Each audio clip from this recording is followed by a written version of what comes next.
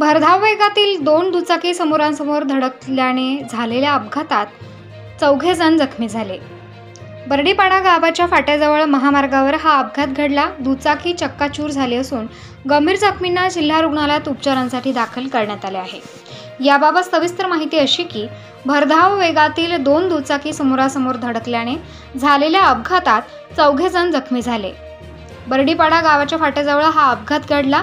विजू सुरजी गावित वयवर्ष 45 देवलीपाडा हे आपल्या दुचाकी क्रमांक MH39 S8434 ने विसरवाडीच्या दिशेने येत असताना समोरून भोमदीपाडा येथील रहिवासी हे आपल्या दुचाकी क्रमांक GJ19H 3525 ने बर्डीपाडा येथे आपल्या मुलीकडे पती पत्नीसह दोघे नातवंडे लहान मुलींसह जात असताना महामार्गावर दोन्ही समोरासमोर दुचाकी धडकल्याने भीषण अपघात झाला।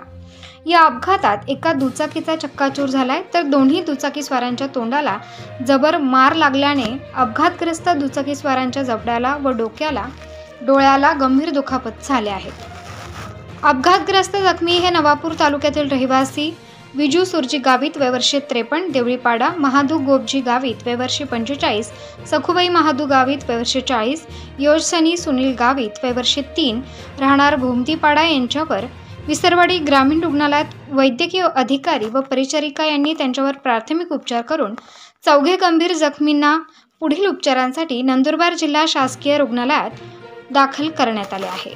प्रतिनिधी रईस शेख, विसरवाडी।